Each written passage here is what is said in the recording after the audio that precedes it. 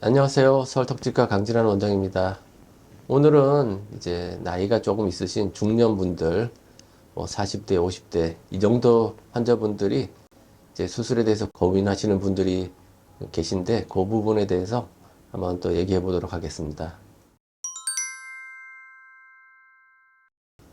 기본적으로 이제 수술이란 것은 기본 건강이 중요합니다. 기본적으로 뭐 건강하고 신체에 다른 질환이 없는 경우라면 이 수술 자체가 그렇게 위험한 수술은 아닙니다.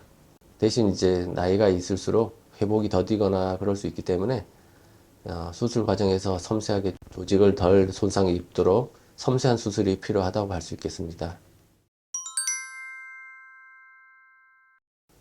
중장년층 같은 경우는 이제 기본적으로 치아에 뭐 보철물이 있거나 임플란트가 있을 수도 있고, 그다음에 여러 가지 습관이 있을 수 있기 때문에 수술 후에 기능 회복을 위해서 그런 이제 보철물의 상태라든지 그다음에 뭐 치아의 상태, 습관 그런 것들을 좀 미리 잘 판단해 파악해서 좀 미리 예방을 한다든지 그다음에 이제 잘 이 수술 이후에 뭐 보철적인 수복에 대한 고민 이런 것들이 자연 치아를 가진 환자랑 좀 다르게 좀 고민을 좀 해봐야 될 부분이라고 할 수 있겠습니다.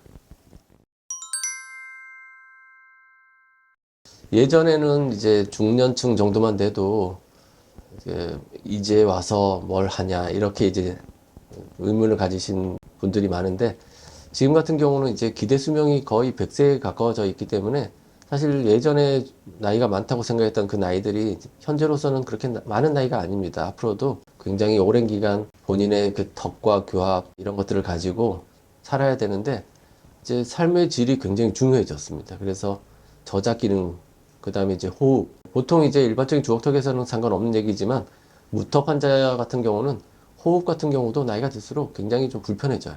그래서 이제 호흡 때문에 수술을 하고자 하는 그런 분들도 많이 생겨요. 뭐 특히 이제 무호흡이 있다든지 뭐 코골이 이런 부분 때문에 수술이 필요한 경우들. 물론 이제 뭐 1차적으로 코골이가 있다고 해서 저희 과에서 수술하진 않지만 이비인후과에서 여러 가지 치료를 하고 나서도 이제 구조적인 문제 때문에 어려움이 있는 경우라면 이제 저희 과에서 상악과 하악을 모두 전진시키는 뭐 양압 전진술이라든지 이런 것들이 필요한 경우도 있습니다.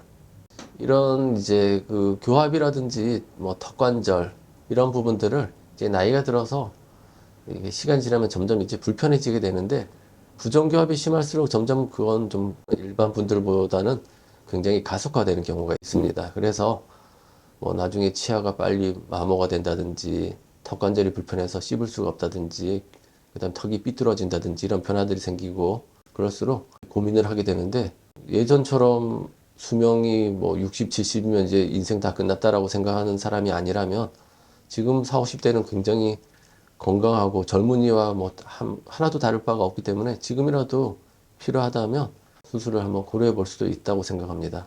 최근에 환자들 같은 경우도 이제 딸을 먼저 수술하고 이제 부모가 그 다음에 결심해서 수술하는 경우도 있는데 그런 경우도 상당히 좋은 결과를 가져옵니다. 대부분 이제 부모 자식은 남는데 이 자식의 상태가 부모랑 비슷한 경우들이 굉장히 많습니다.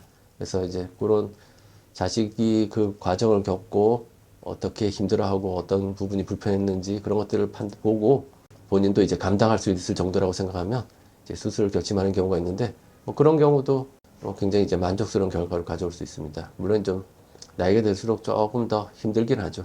제가 이렇게 두서없이 말씀드렸는데 생각을 하시다가 뭐 궁금하신 점이 있거나 뭐 의문이 있으시면 이제 저희 댓글에다가 질문 달아주시면 제가 성심성의껏 답변 드리겠습니다. 워낙 이제 넓은 얘기를 잠깐 하다 보니까 상당히 궁금하신 점들이 많을 거예요. 질문해 주시면 잘 답변 드리겠습니다. 감사합니다. 좋아요, 구독, 알림 설정까지 감사합니다.